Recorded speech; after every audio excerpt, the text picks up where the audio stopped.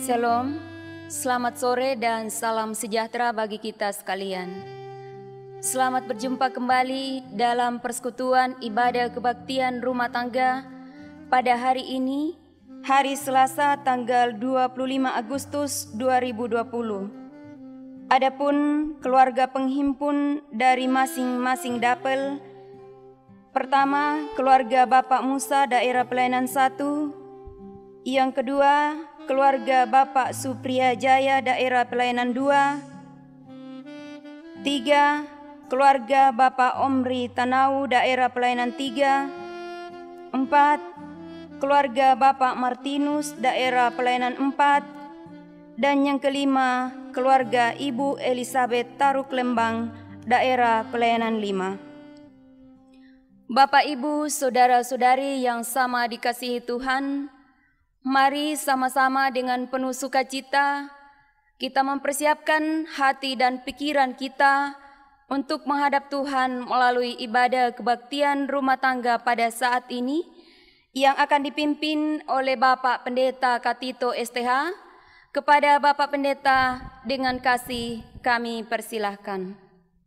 Bapak-bapak, ibu-ibu, keluarga-keluarga yang mendapat giliran rumah tangga pada hari ini, mari kita bersama-sama mengerahkan hati pikiran kita kepada Tuhan. Sambil berdiri kita menyanyi dengan pujian Bertemu dalam Kasih-Nya.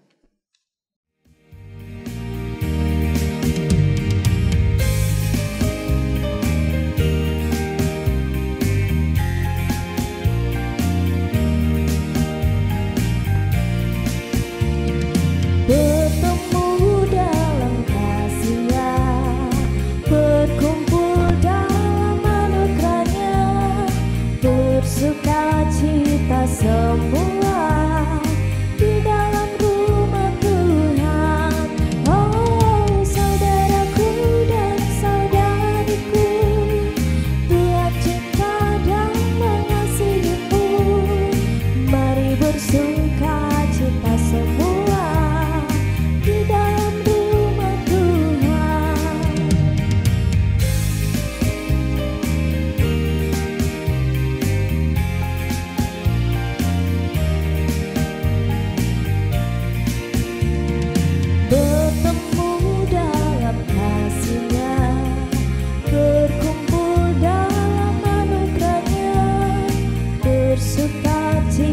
Semua di dalam rumah Tuhan.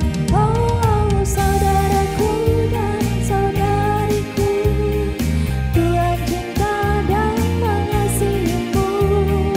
Mari bersukacita semua di dalam rumah Tuhan.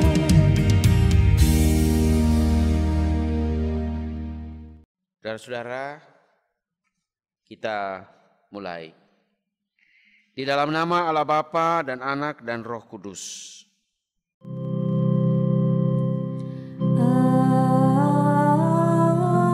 Amin, amin, amin.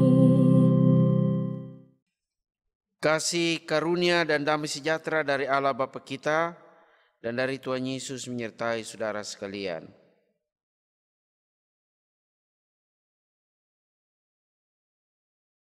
Jemaat dipersilakan duduk kembali.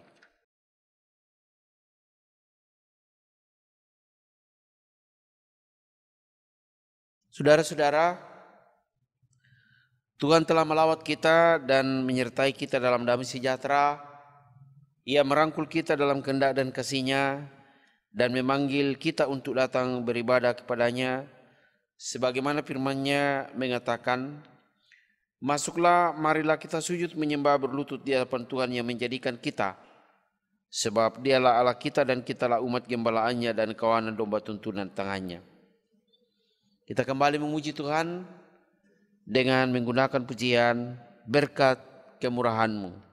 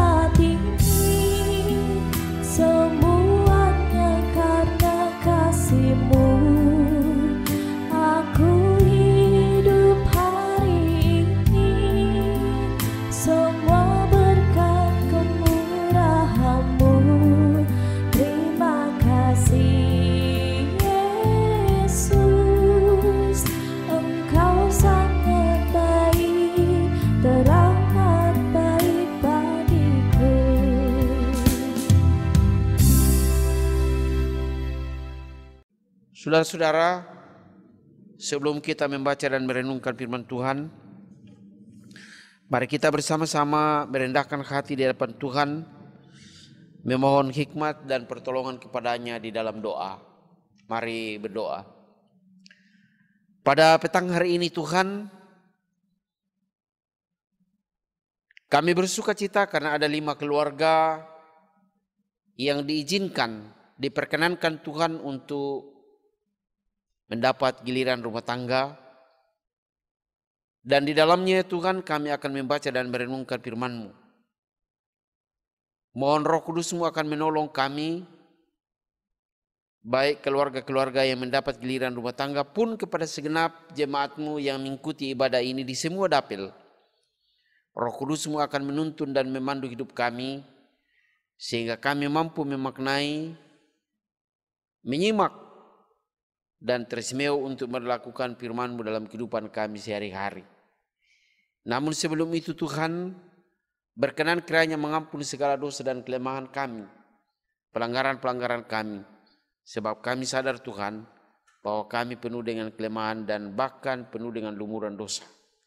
Karena itu kasihani kami, ampuni segala dosa dan pelanggaran kami. Bapa di sorga, jauhkan semua gangguan rintangan yang akan menghalangi ibadah kami, termasuk pikiran sia-sia, kuasa-kuasa kegelapan, dan lalu pusatkan hati pikiran kami pada firman-Mu, dan bersabdalah Tuhan, sebab sesungguhnya kami anak-anak-Mu siap untuk mendengar. Di dalam anak-Mu Yesus Kristus Tuhan kami berdoa dan mengucap syukur. Amin.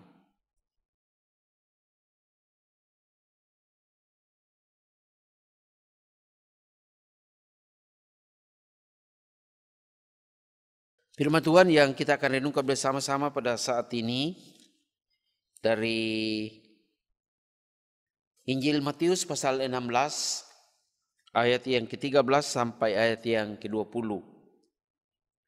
Injil Matius pasal 16 ayat 13 sampai ayat yang ke-20. Pengakuan Petrus.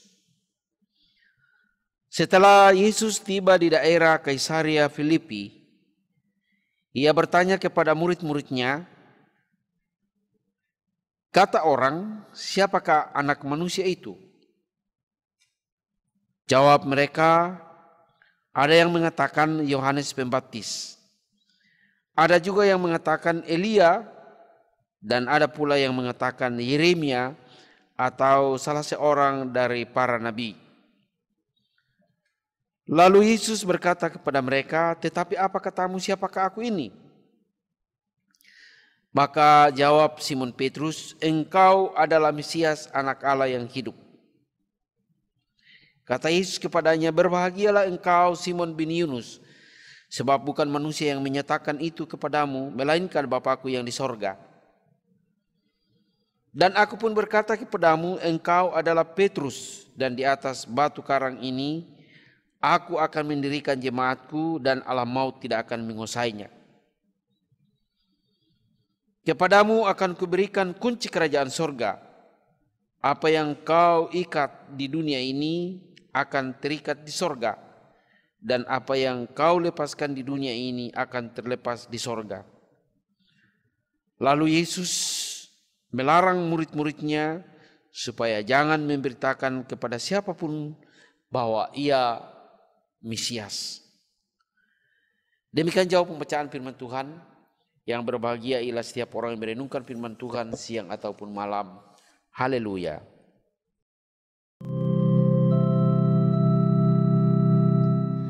Haleluya, haleluya, haleluya.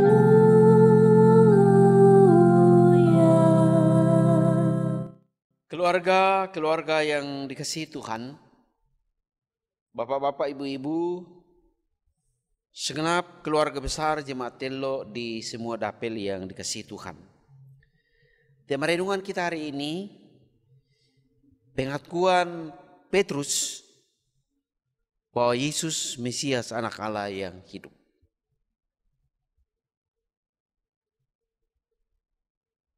Saudara-saudara, seperti guru pada umumnya, Yesus setelah mengadakan pembelajaran bagi murid-muridnya selama kurang lebih 3 tahun, maka tiba saatnya ia mengadakan evaluasi atau ujian bagi mereka. Sejauh mana pengenalan mereka terhadap Yesus, guru mereka. Tempat ujian itu terjadi, diadakan di daerah Kaisaria Filipi. Tempat ini terletak sekitar 25 mil di sebelah timur laut Danau Galilea. Wilayah ini berada di luar wilayah Herodes Antipas yang menjadi penguasa di Galilea. Dan yang menjadi penguasa di Kaisaria Filipi adalah Filipus. Di daerah Kaisaria Filipi itu, Raja Herodes Agung pernah membuat sebuah kuil marmer yang megah untuk Kaisar Agustus. Kemudian Filipus, anak laki-laki Herodes, yang memperindah dan mempercantik kuil itu, mengubah nama asli tempat itu. Namanya sebenarnya awalnya adalah Panias, dirubah menjadi Kaisaria. Kaisaria artinya kota kaisar.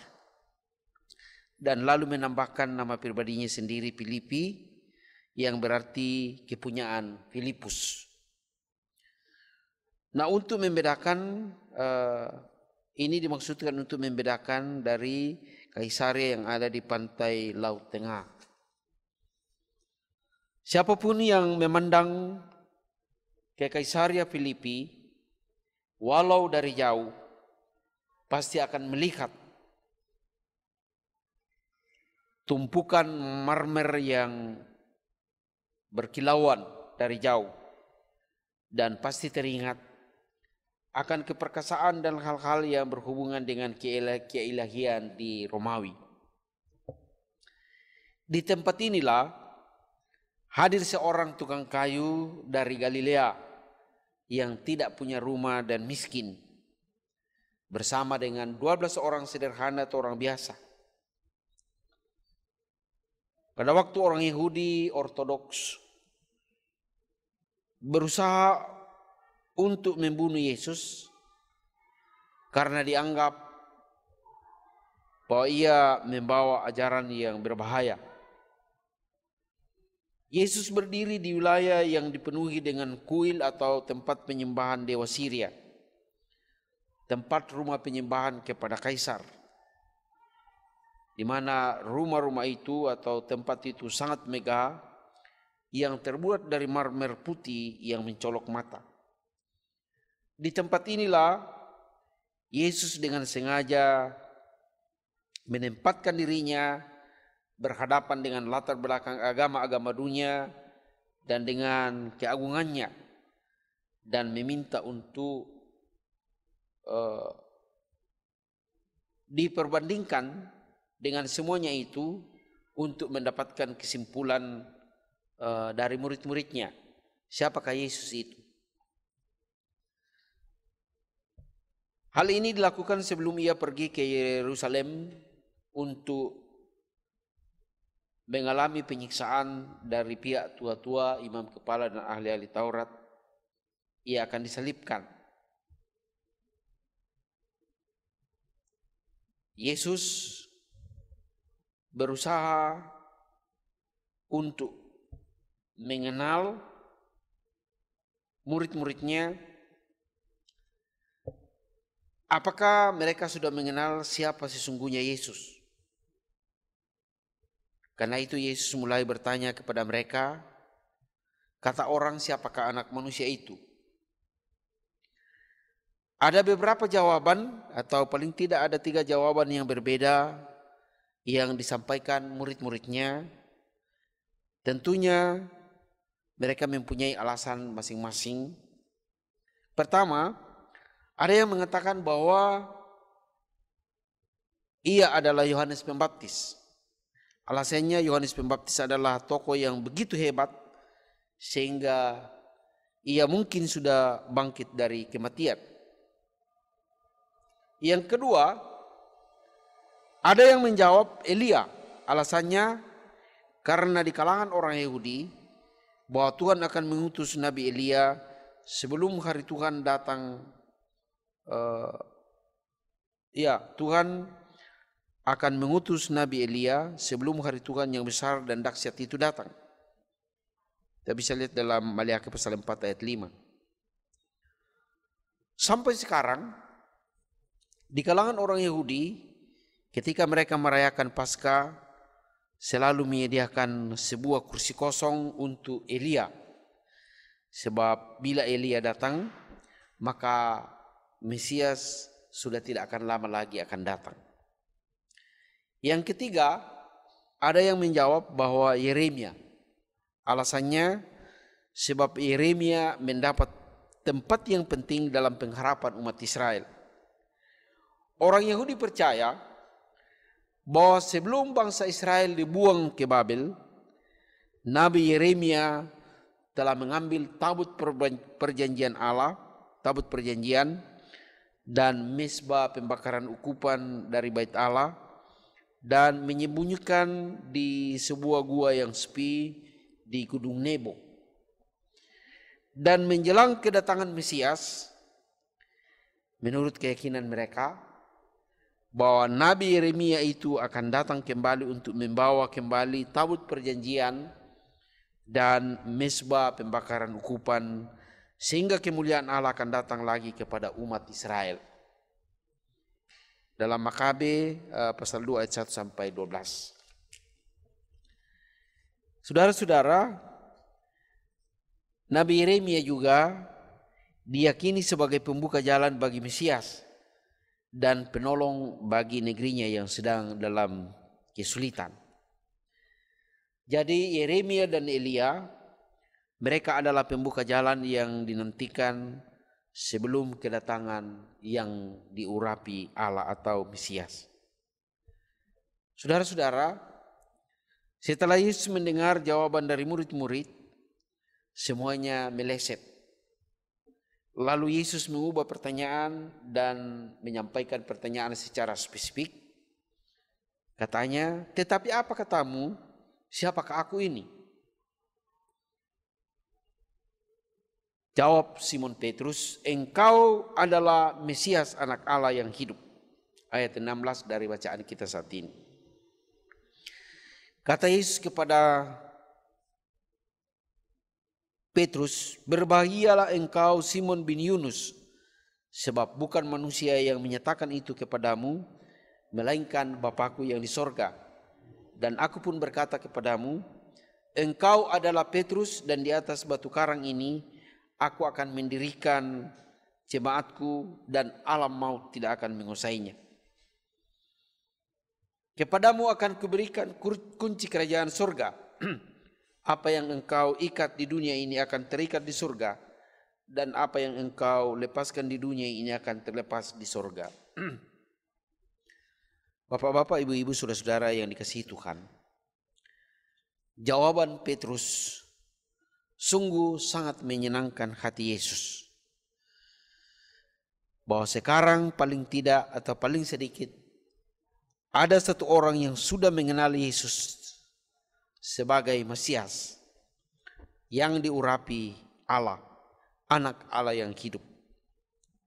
Saudara-saudara, seperti yang sudah beberapa kali saya sampaikan, bahwa kata Mesias dalam bahasa Yunani, bahasa Ibrani, sepadan dengan kata Kristus dalam bahasa Yunani, dan sepadan dengan kata Kristus dalam bahasa Latin, yang artinya yang diurapi.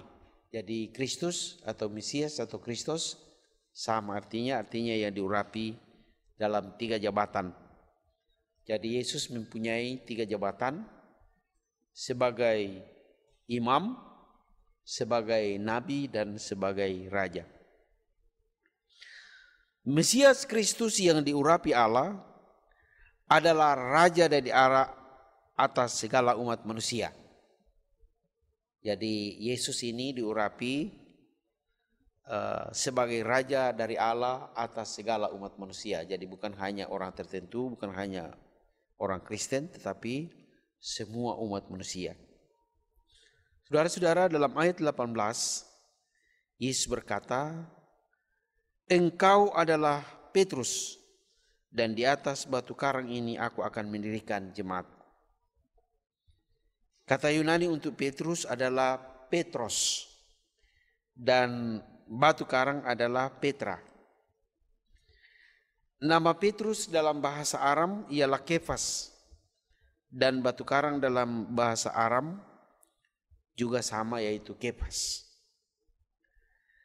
Sesudah Petrus mendapatkan penemuannya dan memberi pengakuan yang agung itu, Yesus berkata kepadanya, "Engkau adalah Petrus, dan di atas Petra ini aku akan mendirikan jemaatku atau gerejaku." Di atas batu karang ini Yesus akan mendirikan jemaatnya atau gerejanya. Ini adalah pujian yang luar biasa. Itu adalah suatu metafora atau perbandingan yang tidak asing lagi buat orang Yahudi. Saudara-saudara, para nabi mengenakan kata batu karang baik untuk manusia maupun untuk Allah. Itu kita bisa periksa dalam Alkitab. Bisa digunakan untuk Abraham, untuk Musa, tetapi juga untuk Allah sendiri, sering disebut sebagai batu karang.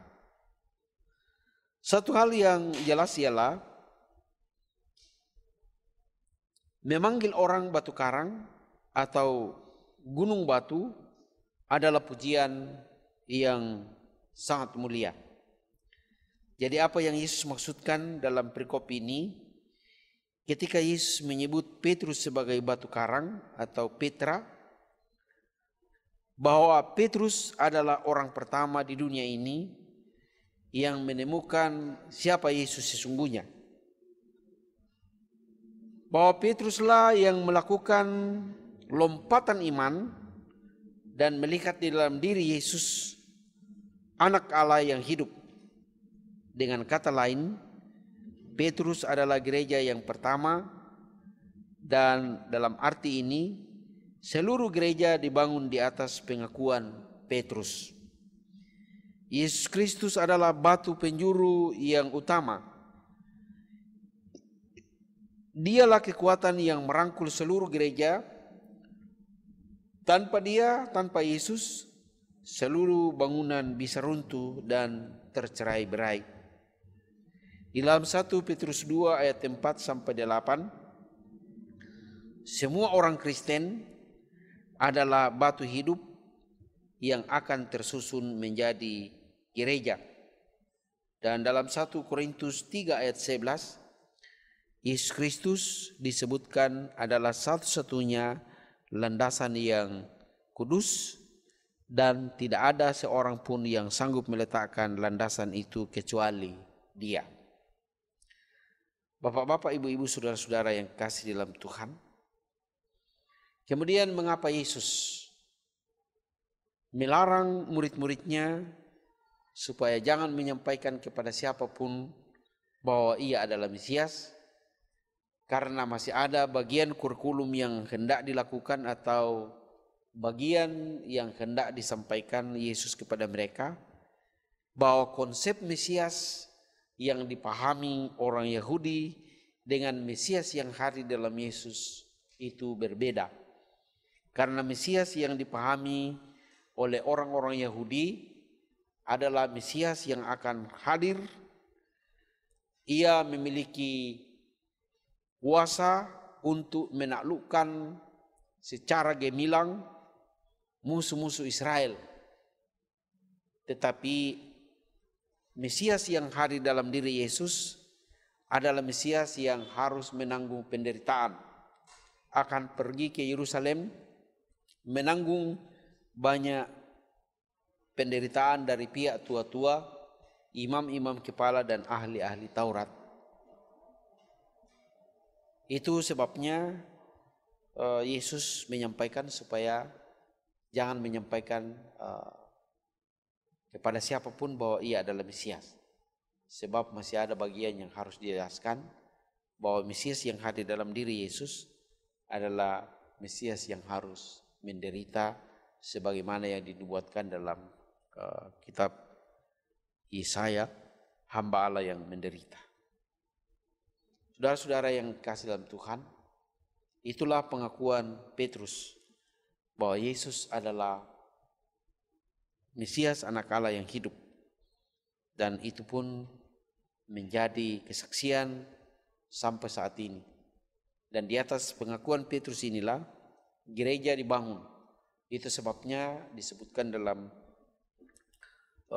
pengakuan iman rasuli bahwa gereja kita atau gereja Tuhan dibangun di atas kesaksian para rasul.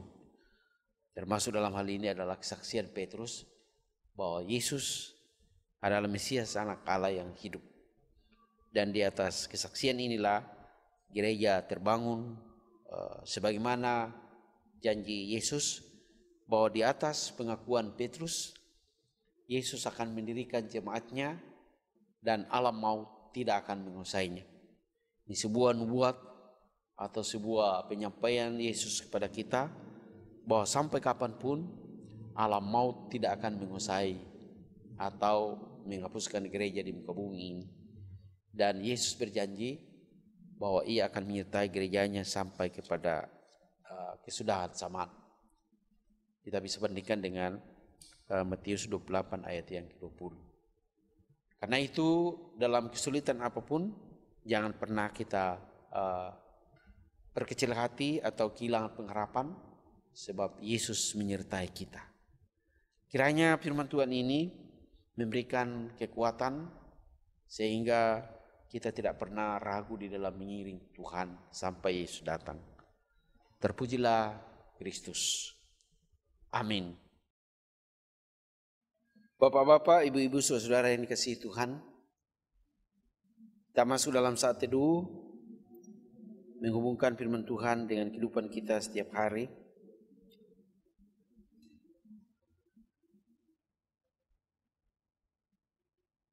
Saudara-saudara, kembali dalam kehidupan sehari-hari, yakinlah bahwa Yesus adalah Mesias anak Allah yang hidup. Dan di atas pengakuan Petrus, gereja Tuhan didirikan dan gereja Tuhan tidak akan dikuasai oleh alam maut. Sambil membawa persembahan syukur kita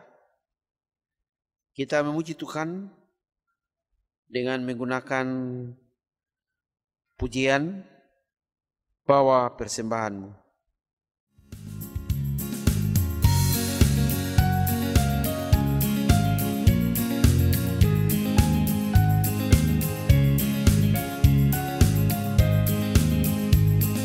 Bawa persembahanmu dalam rumah Tuhan dengan rela hatimu, janganlah jemu. Bawa persembahanmu, bawa dengan suka, bawa persembahanmu, tanda sukacitamu, bawa persembahanmu, ucaplah syukur.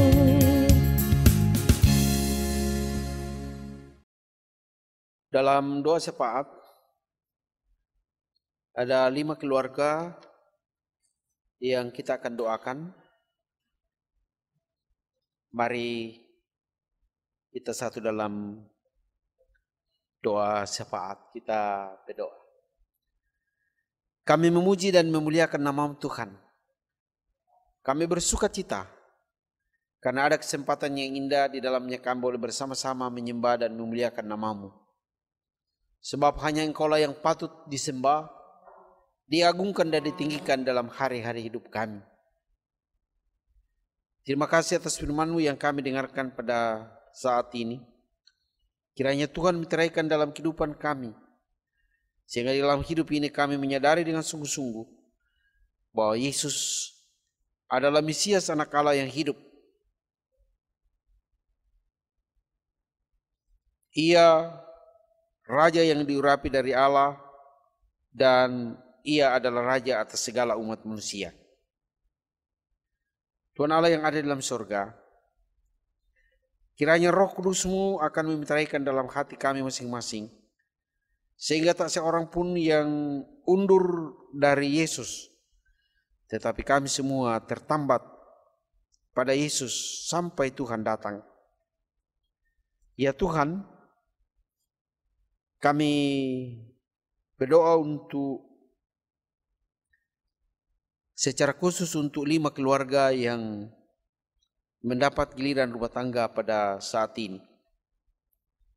Keluarga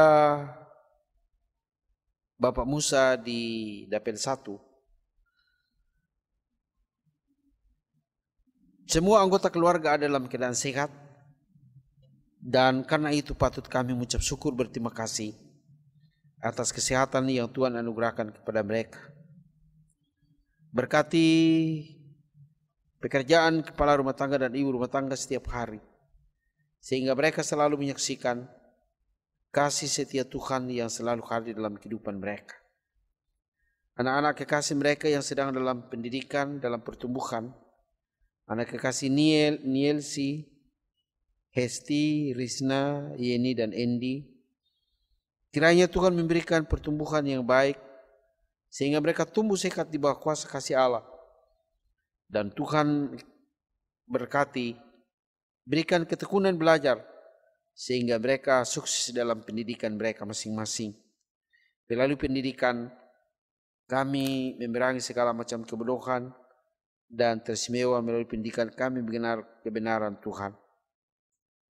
Kami pun membawa kepadamu saudara kami Bonggalangi dan Seti dalam bangku kuliah.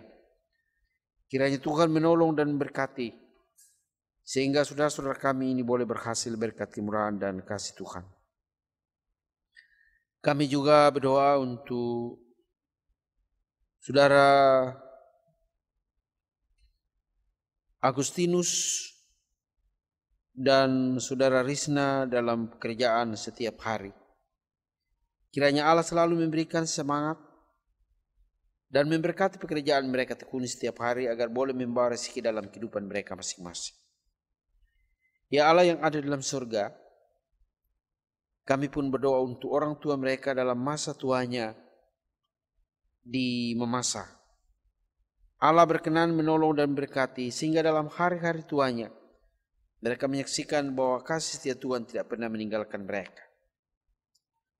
Begitu juga kami berdoa untuk keluarga Supriyajaya di Dapil 2. Tuhan memberkati dalam tugas tanggung jawabnya sebagai kepala rumah tangga. Sebagai ibu rumah tangga, berikan kekuatan, kesehatan, sehingga keluarga kami ini pun selalu mendapat lindungan dan berkat dari Tuhan.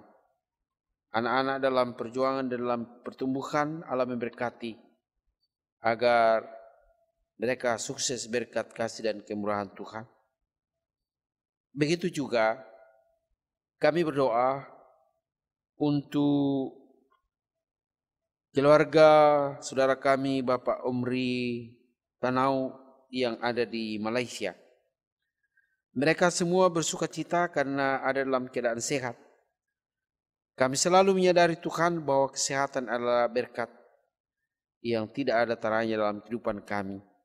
Karena itu patut kami mengucap syukur. Dalam kesempatan ini, walaupun kami berjauhan satu dengan yang lain, kami mohon kiranya Tuhan selalu menopang dan memberkati dalam tugas tanggung jawabnya sebagai kepala rumah tangga di dalam menghidupi keluarganya setiap hari.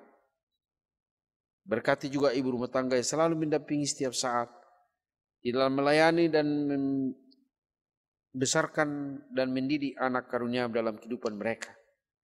Dan harapan kami, suatu saat mereka boleh bertemu dengan orang tua di sini dan kami selalu menyaksikan kebesaran dan kemurahan Tuhan.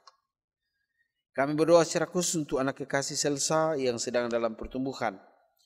Lindungi dan berikan pertumbuhan yang baik sehingga tumbuh sehat di bawah kuasa dan kemurahan Tuhan.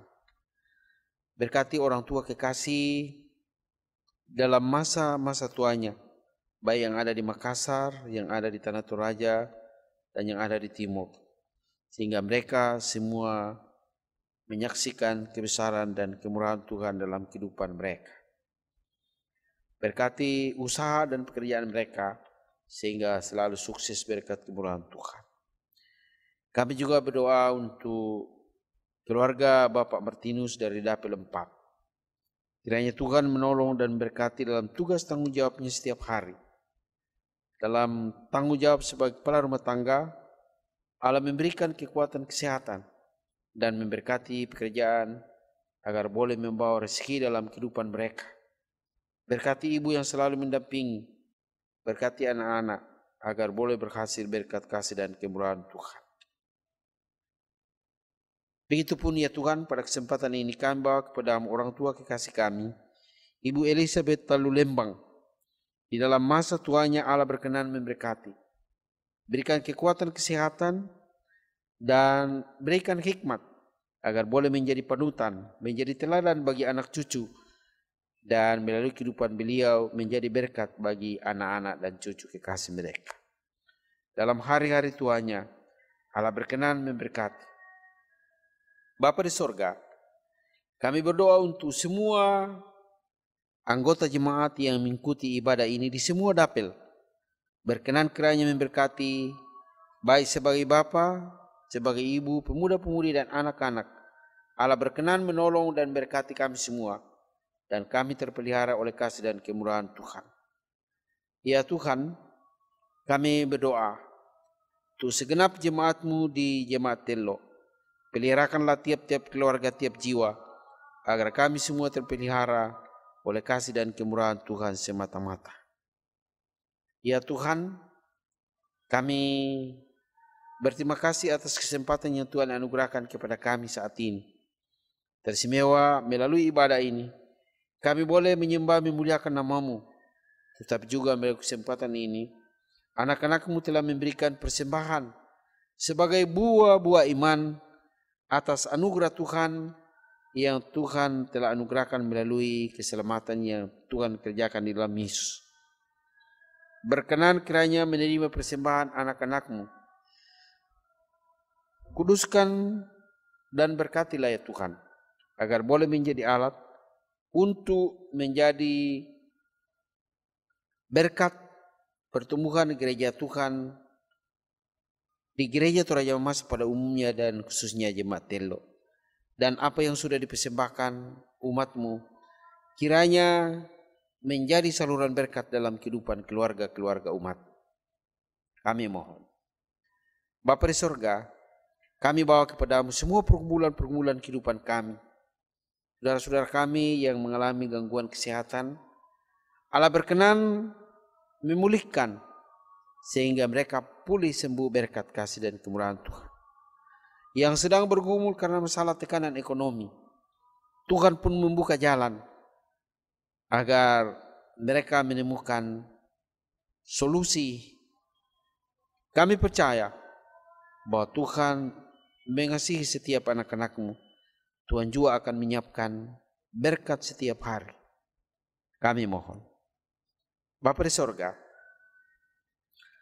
lewat ibadah kami saat ini, kami serahkan seluruh kehidupan kami hanya ke dalam tangan kuasa-Mu. Sebab kami tahu bahwa Engkau-lah Allah pemilik kehidupan kami. Berkati anak-anak kami yang meliput ibadah ini, sehingga mereka boleh menjadi alat di tangan Tuhan, menopang gereja, pelayanan di dalam jemaat Tuhan, dan Tuhan dipermuliakan dalam kehidupan mereka. Bapa di sorga, bangsa dan negara kami serahkan ke dalam tangan kuasa-Mu. Allah kiranya melindungi bangsa kami. Ya Tuhan, ini doa ungkapan syukur, permohonan dan harapan-harapan kami. Doa ini kami sampaikan kepada-Mu hanya melalui Yesus Kristus Tuhan yang telah mengajar kami berdoa bersama-sama demikian. Bapa kami yang di sorga, dikuduskanlah namamu, datanglah kerajaanmu, jadilah kehendak-mu di bumi seperti di sorga. Berikanlah kami pada hari ini makanan kami yang secukupnya, dan ampunilah akan kesalahan kami, seperti kami juga mengampuni orang yang bersalah kepada kami. Dan janganlah membawa kami ke dalam pencobaan, tetapi lepaskanlah kami daripada yang jahat, karena Engkau-lah yang punya kerajaan dan kuasa dan kemuliaan sampai selama-lamanya. Amin. Bapak-bapak, ibu-ibu, kita mengakhiri ibadah kita sambil berdiri.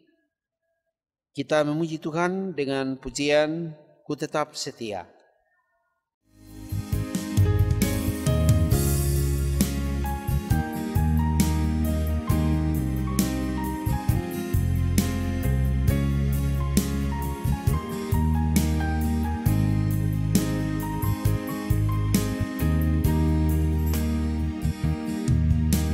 Seperti wanita mengurapimu, menangis di bawah kakimu.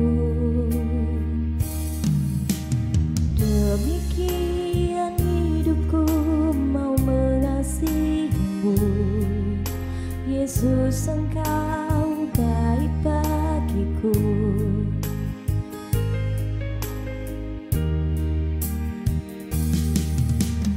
Seperti wanita mengurapimu, menangis di bawah kakimu.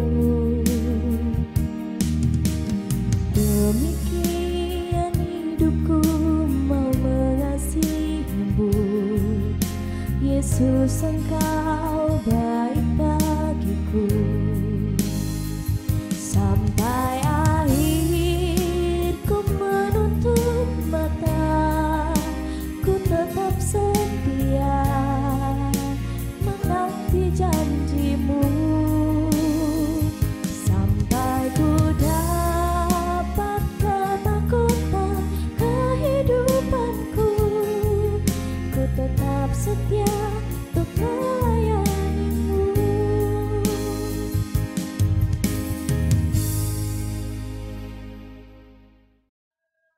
Saudara-saudara, kita diutus ke dalam dunia, karena itu pergilah kamu, hadapilah dan jalanilah hidupmu dengan selalu memuliakan Tuhan, dan jadilah berkat bagi sesama, serta dengan iman, maka terimalah berkat dari Tuhan. Kasih karunia Tuhan Yesus Kristus, dan kasih Allah, dan persekutuan dengan Roh Kudus, menyertai kamu sekalian, saat ini sampai selama-lamanya.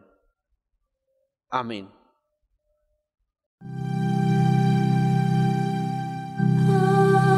Amin, amin, amin.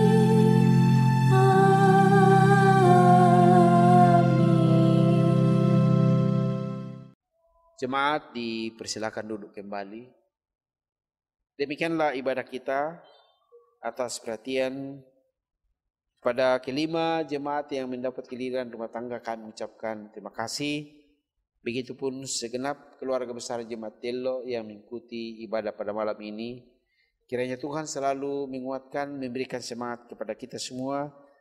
Dan walaupun kita masih beribadah di rumah kita masing-masing, Tuhan selalu memberikan sukacita dan melindungi kita setiap saat. Akhirnya kami mengucapkan terima kasih dan selamat malam.